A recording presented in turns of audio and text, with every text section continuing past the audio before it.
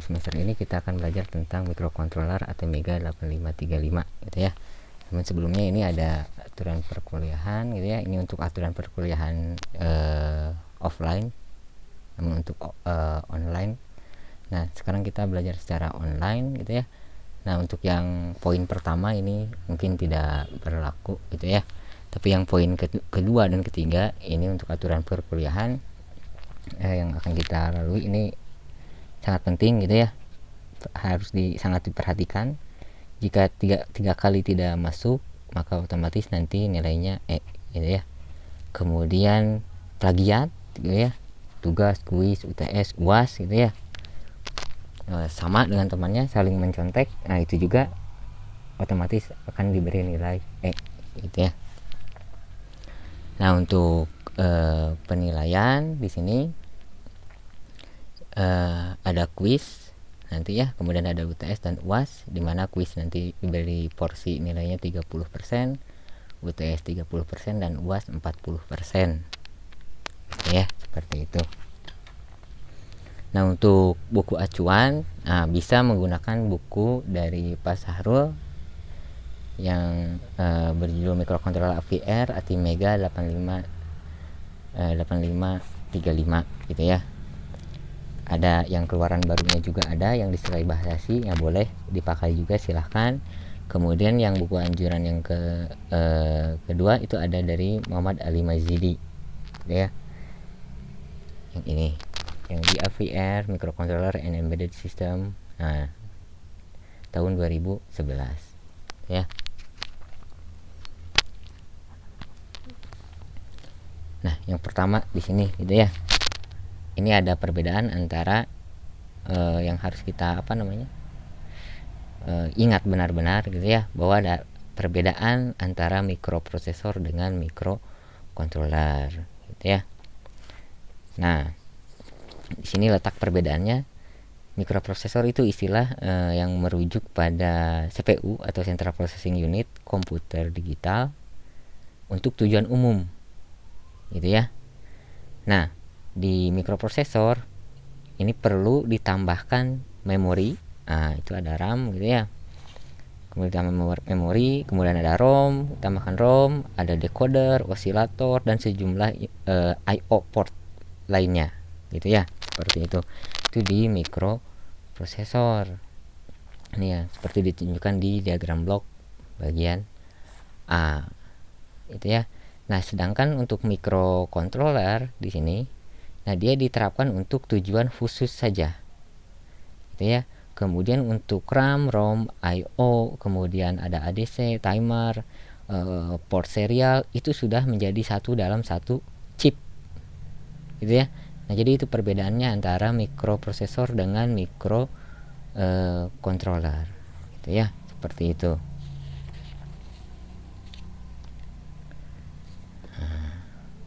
Yang barusan ya. Nah, alasan utama dibutuhkannya mikrocontroller itu yang pertama ada market need atau kebutuhan pasar gitu ya, seperti kebutuhan produk-produk elektronik atau perangkat pintar gitu ya, yang digunakan nanti sebagai pengontrol maupun pemroses data gitu ya. Kemudian karena adanya perkembangan teknologi baru, perkembangan teknologi semikonduktor tentunya gitu ya, yang memungkinkan pembuatan chip dengan kemampuan komputasi yang sangat cepat, ukurannya kecil atau mungil gitu ya, dan harganya juga semakin murah gitu ya. Itu alasan utamanya kenapa ada mikrocontroller. Nah, nanti aplikasinya dari mikrocontroller ini, nah ini bisa diterapkan misal seperti di mainan anak-anak kan banyak ya, seperti ya yang bisa kita kontrol. Kemudian peralatan elektronik rumah tangga, kemudian peralatan industri, pendukung di bagian otomotif juga seperti itu, di telekomunikasi, di medis, dan banyak lagi gitu ya, bahkan sampai dengan persenjataan militer gitu ya, itu bisa diaplikasikan gitu ya, seperti itu. Nah, keunggulannya gitu ya dari alat-alat yang berbasis microcontroller ini, yang pertama yaitu high reliability gitu ya, keandalannya tinggi. Kemudian mudah untuk diintegrasikan dengan komponen lain seperti itu. Kemudian dari segi ukurannya sangat kecil gitu ya, mungil seperti yang tadi sudah disebutkan. Kemudian penggunaan komponen sedikit ya, yang berarti nanti biaya produksi bisa semakin rendah atau ditekan biaya produksinya dibandingkan dengan menggunakan mikroprosesor kan gitu ya. Kemudian waktu pembuatannya juga lebih singkat. Nah, sehingga lebih cepat juga dijual ke pasar sesuai dengan kebutuhan pasar. Dan yang terakhir ini juga penting, yaitu konsumsi daya yang rendah dari microcontroller seperti itu. Ya, itulah keunggulan dari microcontroller gitu ya, dari alat-alat yang berbasis microcontroller. Nah, kriterianya, ini ada beberapa kriteria yang perlu kita perhatikan dalam memilih microcontroller ya, yaitu dari mulai efisiensinya, efisiensi penanganan gitu ya, kemudian kecepatan dari microcontrollernya, konsumsi dayanya seperti apa, kemudian berapa banyak RAM dan ROM di dalam chip, kemudian jumlah pin I/O dan timer. Nah, ini yang perlu dan sangat diperhatikan, yaitu jumlah pin I/O gitu ya. Nah, kan misal kita membuat sebuah peralatan gitu ya berbasis microcontroller versi 1 misalnya seperti itu ya. Nah, sekarang hanya membutuhkan 5 pin saja. Nah, misal menggunakan ATmega 328 gitu ya, seperti itu. Nah, itu masih cukup gitu ya. Tapi kalau misalnya sudah membutuhkan 40 pin, wah nanti versi 2-nya ini dikembangkan jadi membutuhkan 40 pin gitu ya, seperti itu. Wah, nanti berarti harus menggunakan ATmega 2560 seperti itu. Nah, itu harus dipikirkan gitu ya dalam membuat aplikasi. Apakah nanti dari awal langsung menggunakan microcontroller yang mempunyai I/O port yang banyak gitu ya, atau nanti mau diubah lagi programnya sesuai dengan microcontroller yang digunakan. Nah, itu perlu dipikirkan gitu ya. Kemudian harga per unitnya seperti itu harus diperhatikan, karena nanti kan alat kita akan dijual seperti itu ya. Itu juga harus diperhatikan. Kemudian kemudahan untuk, ini tidak ada di sini ya, kemudahan untuk mendapatkan chip yang akan kita pakai gitu ya. Itu harus dipikirkan sekali gitu ya, karena bisa saja tahun ini chip itu masih diproduksi, masih ada gitu ya, tapi kemudian nanti di tahun depan atau misalnya 2 tahun ke depan itu sudah tidak diproduksi lagi. Nah, itu kan bisa membuat kita pusing gitu ya. Nanti harus develop lagi, mengembangkan lagi dari awal seperti itu, karena chipnya sudah tidak ada gitu ya. Atau misalnya nanti harus maintenance, ternyata chipnya tidak ada. Nah, nanti kan repot sendiri juga seperti itu ya. Nah, selanjutnya ada arsitekturnya gitu ya. Di sini ada arsitektur von Neumann versus arsitektur Harvard.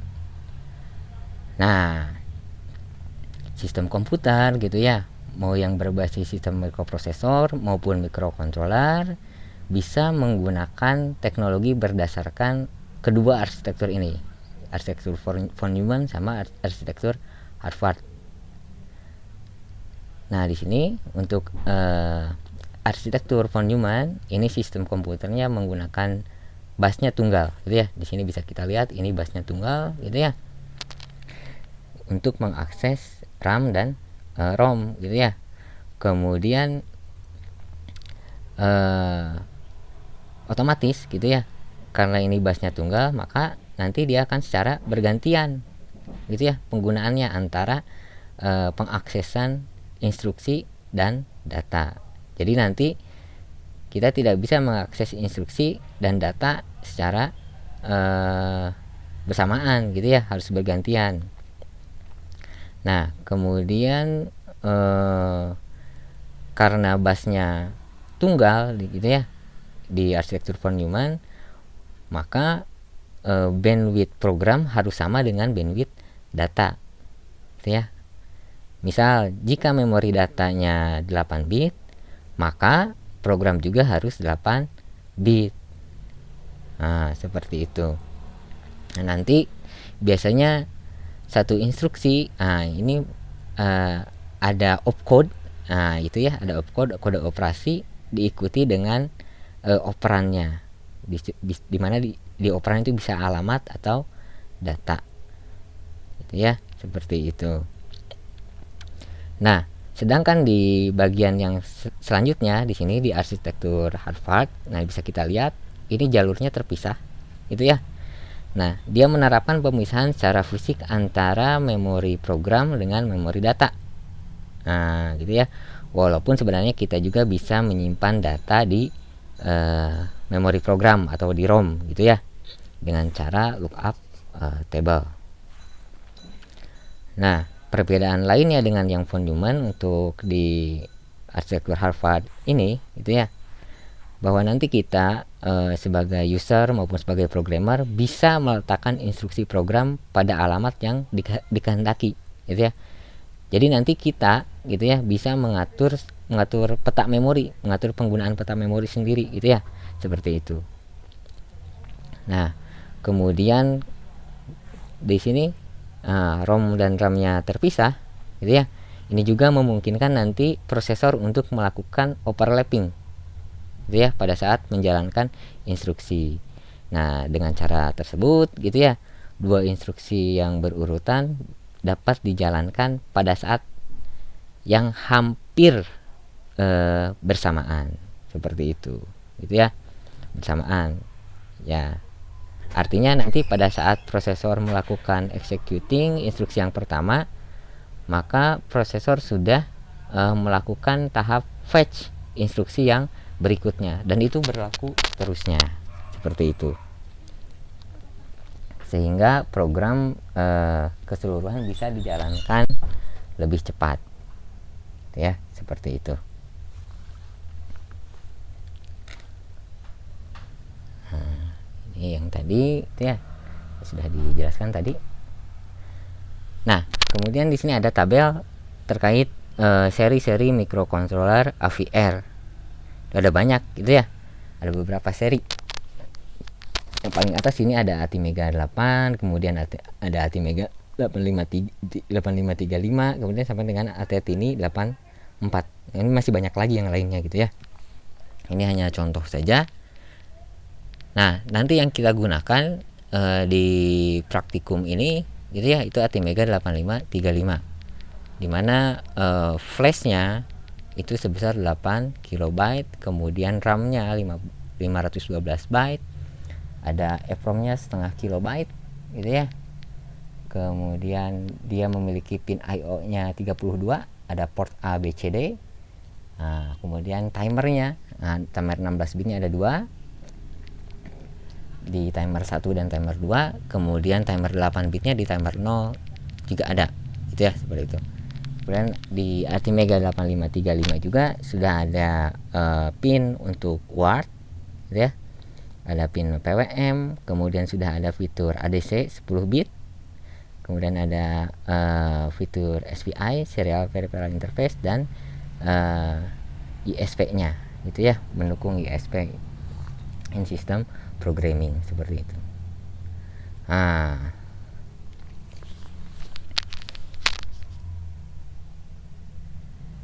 Seperti itu. Nah, ini yang tabel yang tadi, yang ini, ini bisa kita gunakan sebagai acuan, gitu ya, di awal sebelum kita membuat sebuah aplikasi berbasis microcontroller, seperti itu, ya. Jadi nanti kita bisa lihat seperti itu. Nah, selanjutnya terkait microcontroller AVR ini, nah dia adalah microcontroller 8 bit, ya, dimana program dan data ditempatkan di memori yang berbeda, gitu ya. Jadi nanti di sini ada memori program dan memori data. Nah, memori program itu disebut juga flash memory, yang bisa dihapus tulis berkali-kali dan bersifat non volatile gitu ya. Artinya isinya tidak hilang kalau satu daya dicabut. Kemudian ada memori data berupa SRAM di sana di microcontroller AVR, dan jenis-jenisnya yang tadi itu ya, yang tadi sebagian. Kemudian di sini juga ada AT90S. Nah, ini untuk AVR klasik. Kemudian ada AT ini yang kecil dan periferalnya terbatas. Kemudian ada AT Mega, periferalnya lebih lengkap gitu ya. Nah, untuk fitur AT Mega 8535 yang akan kita gunakan di sini tadi sebenarnya sudah dijelaskan, mana program memorinya 8 KB, kemudian SRAM dan EEPROM-nya sama 512 byte, ada 2 buah timer 8 bit, kemudian 1 buah timer 16 bit, kemudian ada 4 port I/O, port ABCD yang ini. Nah, ini cara bacanya di sini A, B, C, D gitu ya, ada 8 di sini A, 8 di sini B, 8 di sini C, 8 di sini D gitu ya. Kemudian ada ADC 10 bit 8 channel, itu ada di sini di port A. Kemudian ada pin PWM 4 channel gitu ya di sana. Kemudian ada pin untuk interrupt eksternal juga. Kemudian ada pin untuk komunikasi serial di sini, pin RX di PD0 dan PD1, ini satu pasang. Kemudian bisa mendukung fitur watchdog timer gitu ya, dan sistem programmingnya dengan menggunakan SPI itu ya, pin SPI. Nah, untuk mapping memorinya di sini, nah ini bisa kita lihat. Ini ada program memori dari alamat 000 sampai FF gitu ya. Nah, di sana ada data memori, di mana ini dibagi ke dalam 3 bagian, yaitu untuk general purpose register, kemudian ada 64 I/O register, kemudian ada internal SRAM-nya. Yang untuk register 32 ya, general purpose register itu ada di alamat 0000 hexa sampai dengan 001 F hexa ya. Sedangkan untuk yang I/O register dimulai dari alamat 0020 hexa sampai dengan 005 F hexa, dan sisanya dari 0060 sampai dengan 25F.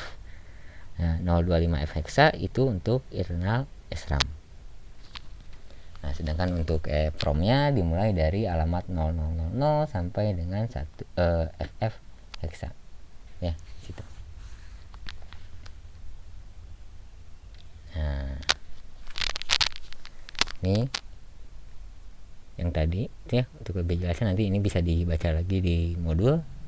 Tadi ada 32 register, kemudian 64 register I/O dan SRAM internal yang tadi itu ya, seperti itu. Nah, ini untuk memori program yang tadi juga sama. Nah, kemudian bagian selanjutnya adalah AVR status register. Nah, ini harus benar-benar kita perhatikan gitu ya, karena ini nanti berhubungan dengan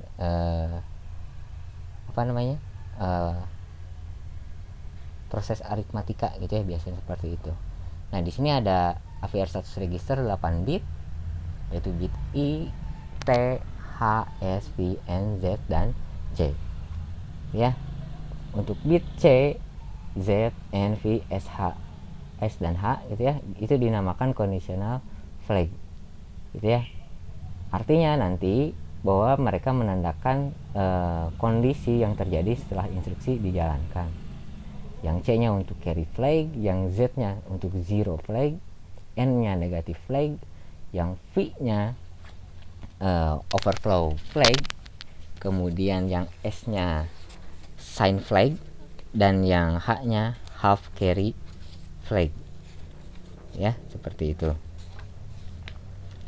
Nah, untuk bitnya carry flag ini digunakan dalam operasi aritmatika bilangan tidak bertanda gitu ya.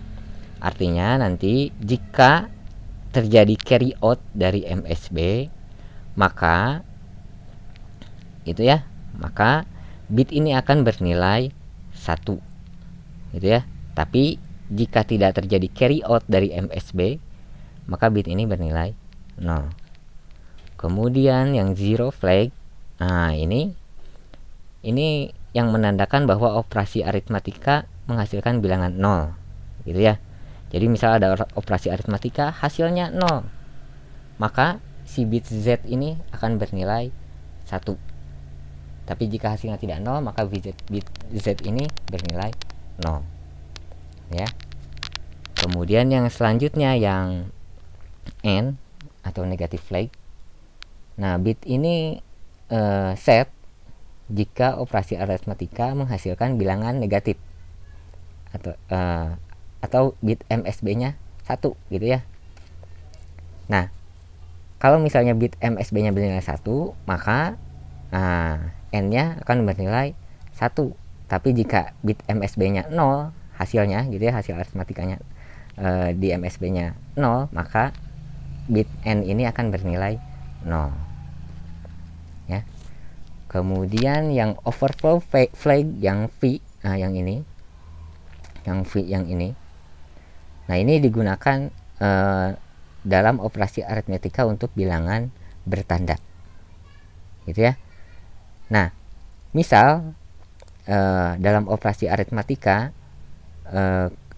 di mana kedua bilangan gitu ya, tandanya sama, tapi setelah dioperasikan menghasilkan tanda yang berbeda. Nah, maka si bit V ini akan set atau bernilai 1 gitu ya. Nah, kemudian yang S untuk sign flag. Nah, yang sign flag ini, bit ini merupakan hasil operasi XOR antara N dan V itu ya, antara negative flag dengan overflow flag. Nah, selanjutnya yang H ini half carry flag gitu ya.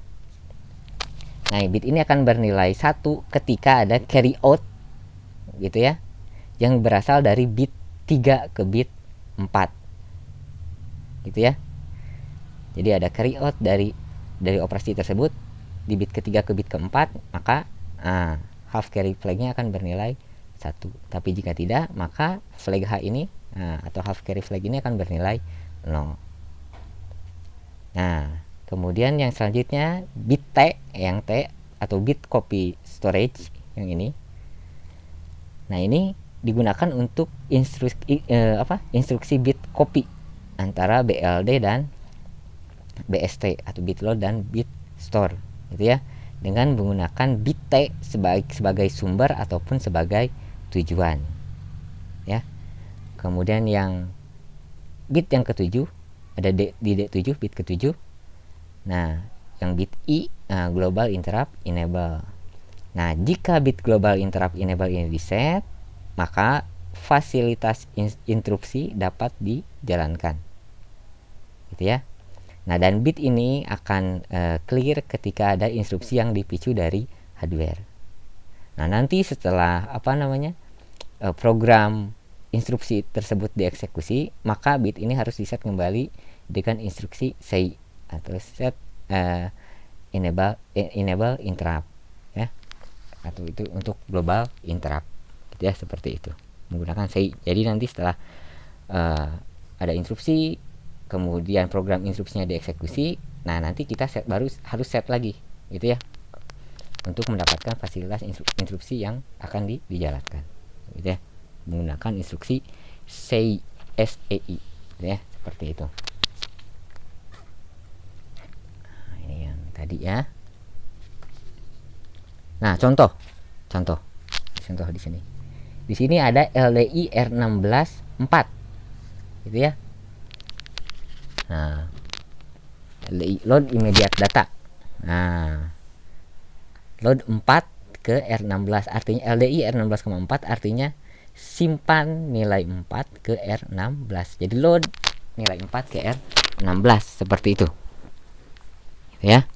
Jadi sekarang di posisi ini nilai R16 isinya 4, register 16 isinya 4. Nah, register ada dari register 0 sampai register 32 1. Nah, di kasus ini register 16, isinya 4 sekarang. Kemudian di bawahnya ada instruksi dec itu ya, atau decrement. Decrement R16 artinya nilai yang ada di register R16 dikurangi 1. Berarti sekarang R16 nilainya 3. Nah, di posisi ini flag Z akan bernilai 0. Gitu ya. Masih bernilai 0 karena apa namanya? Hasil dari instruksi aritmetika ini tidak menghasilkan nilai 0. Tadi kan nilainya 3. Gitu ya. Di decrement lagi sekarang R16 jadi 2. Z-nya masih 0. Di sini di decrement lagi jadi 1. Z-nya juga masih 0. Tapi ketika di baris yang ini dieksekusi decrement R16 gitu ya. 1 dikurangi 1 0. Gitu ya. Sekarang R16 nilainya 0. Gitu ya. Nah, di di baris ini hasilnya 0. Hasil aritmetikanya 0. Maka secara otomatis nilai flag Z bernilai 1. Otomatis berubah menjadi 1. Seperti itu. Itu ya. Contoh selanjutnya. Perlihatkan status dari C ya, dari carry flag, half carry flag, dan Z flag ya, setelah melakukan penjumlahan antara nilai 38 heksa dengan 2F heksa. Nah, di sini LDI R20,38 heksa. Artinya nilai 38 disimpan ke R20. Kemudian di sini ada LDI R21 2F heksa. Artinya 2F heksa disimpan ke R21. Ya. Jadi sekarang di sini ketika baris ini dieksekusi R20 bernilai 38 heksa. Baris ini dieksekusi R21 bernilai 2F heksa. Kemudian di sini ada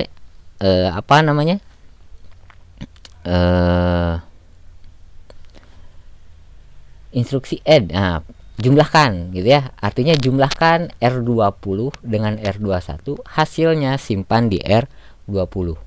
Jadi ada add R20, R21, artinya jumlahkan R20 dengan R21, hasilnya simpan di R20. Ya. Jadi cara bacanya seperti itu. Berarti kita buat gitu ya solusinya gitu ya. 38 berarti kan di sini binirnya seperti ini, 38 heksa ya. Ini 00113, ini 1008.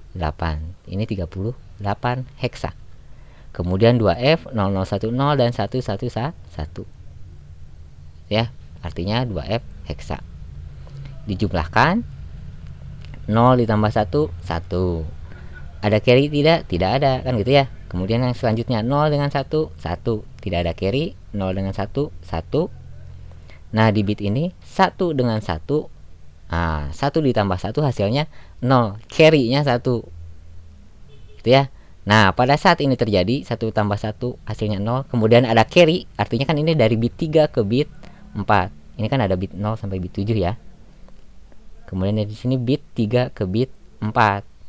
Gitu ya. Ada carry 1. Nanti half carry flag-nya bernilai 1 karena ada tadi carry out dari bit ketiga ke bit ke 4 tuh. Jadi 1. Gitu ya. Kemudian di sini 1 tambah 1 hasilnya sini tadi kan ada carry out ya. 1 tambah 1 0. Gitu ya. Carry-nya ke sini, kemudian 0 tambah 0 0. Gitu ya. Kemudian di sini 1 tambah 1 0. Gitu ya. Carry-nya ke sini. Tadi ada carry yang sebelumnya di sini 1, berarti 0 tambah 1 1. Gitu ya. Nah, saya yakinlah kalian sudah paham untuk penjumlahan biner seperti ini, gitu ya.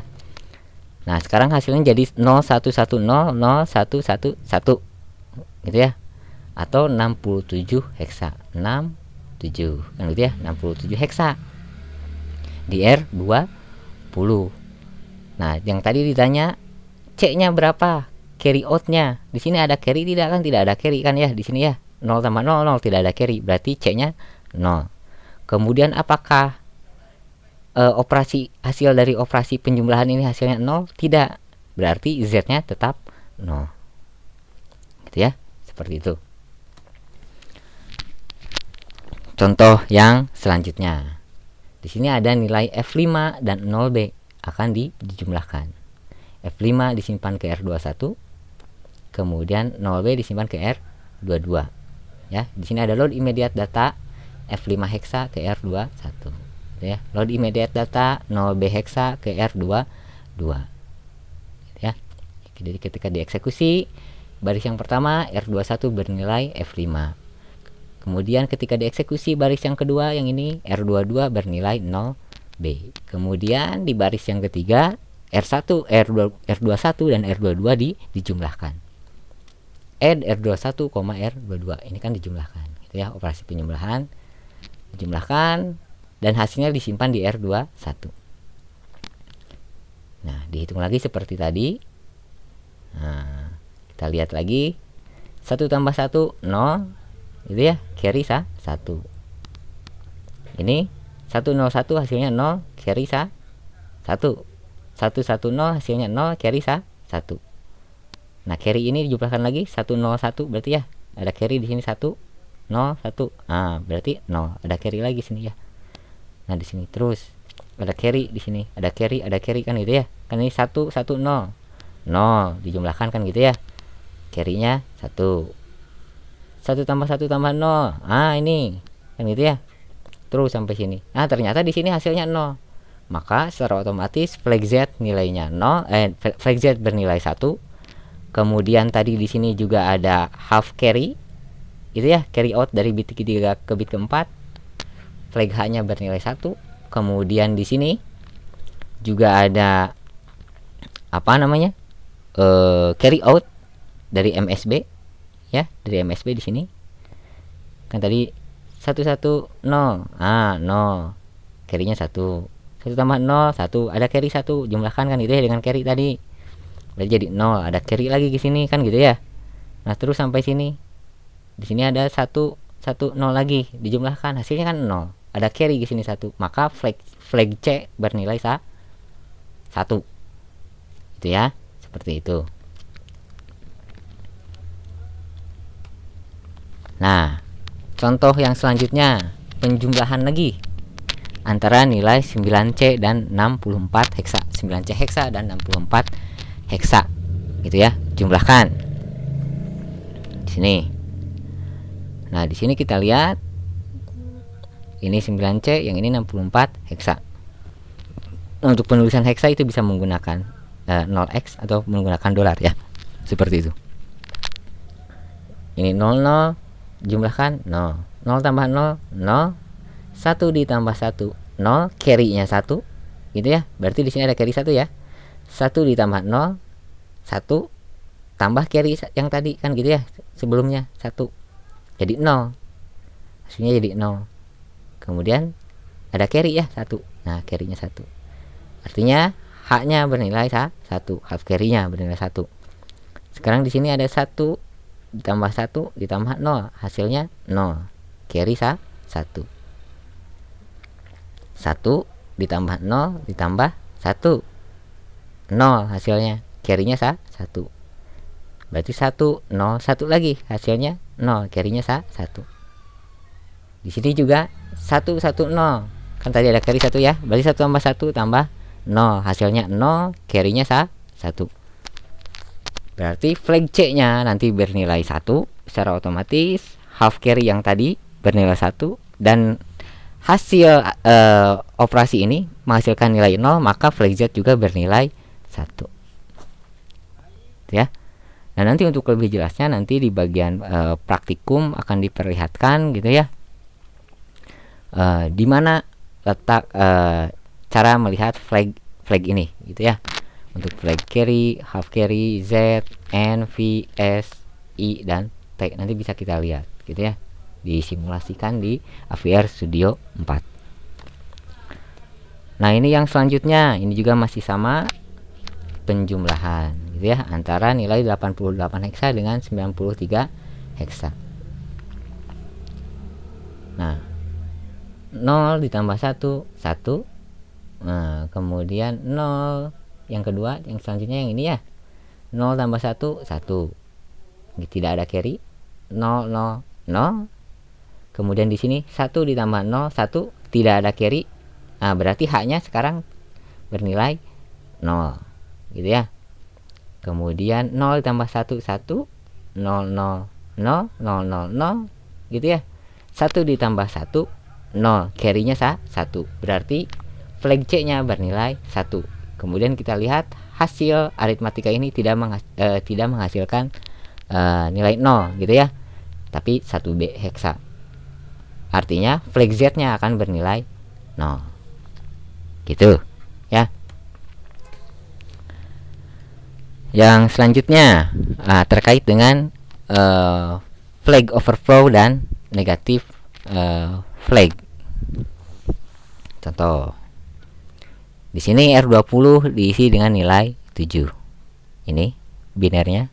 Kemudian yang selanjutnya R21 ini harusnya ya. Ini R21 diisi 18 desimal. Ini 7 desimal, ini 18 desimal. Ini langsung tidak menggunakan 0x, tidak menggunakan dolar, artinya desimal. Gitu ya. Dari R20 18. Nah, seperti ini. Berarti 18 seperti ini binernya. Kemudian di sini dijumlahkan. Ya, ini bilangan bertanda dua-duanya positif. Ya, karena MSB-nya bernilai 0, yang ini dan yang ini.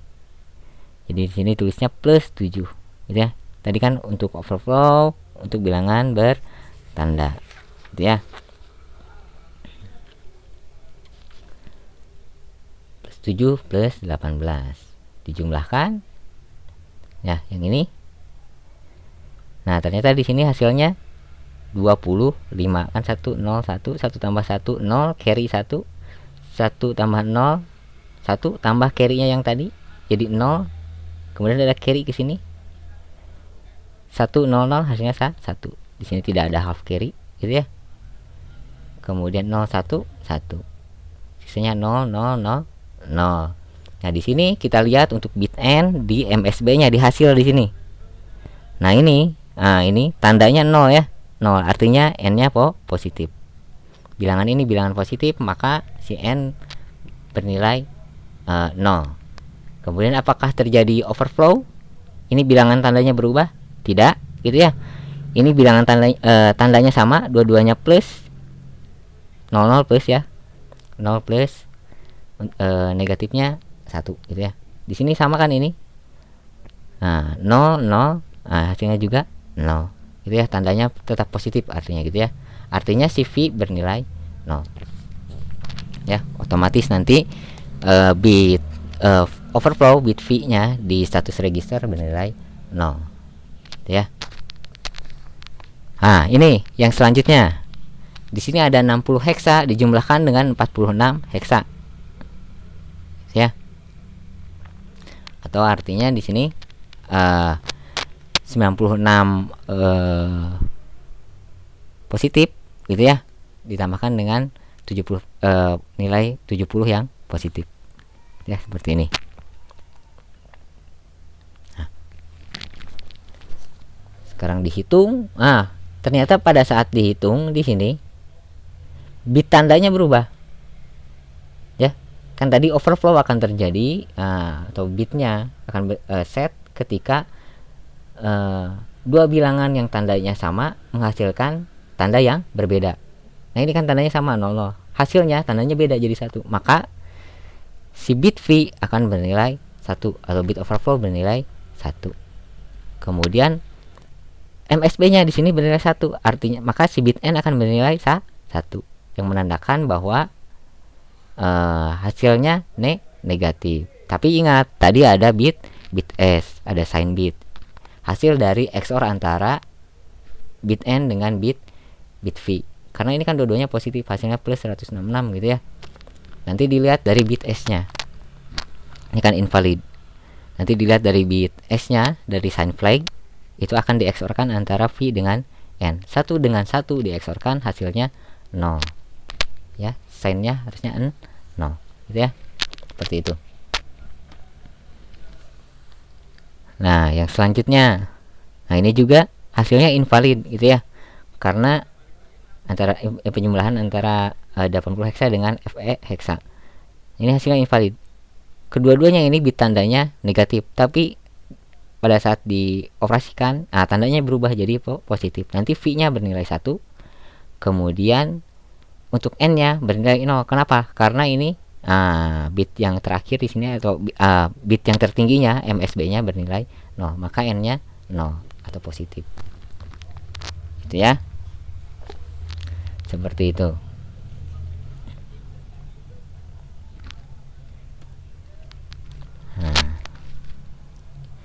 Ini ada contoh lagi penjumlahan antara -2 dengan -5 gitu ya. Ini -2 seperti ini bitnya, kemudian -5 seperti ini ya.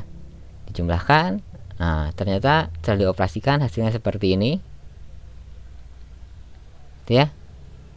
Di sini tandanya tetap, berarti nanti bit V-nya bernilai 0 gitu ya, dan bit N-nya untuk negatif flag-nya bernilai 1 karena ini ininya 1 negatif gitu ya. Nanti N-nya juga 1 sini ya, seperti itu. Ini contoh yang selanjutnya, kita lewat saja, nanti bisa dibaca gitu ya. Caranya sama dengan yang tadi. Nah, untuk sistem minimum di sini sistem minimum ini hanya terdiri dari chip ATmega 8535-nya, kemudian rangkaian reset, dan ini bagian kristal saja ya. Ini sistem minimum gitu ya. Ini kristal untuk nanti osilasi, kemudian ini untuk reset state dari si mikronya gitu ya pada saat nanti proses eksekusinya. Seperti itu. Jadi nanti ini bisa dibuat di rumah juga gitu ya, rangkaiannya ya. Terima kasih. Assalamualaikum warahmatullahi wabarakatuh.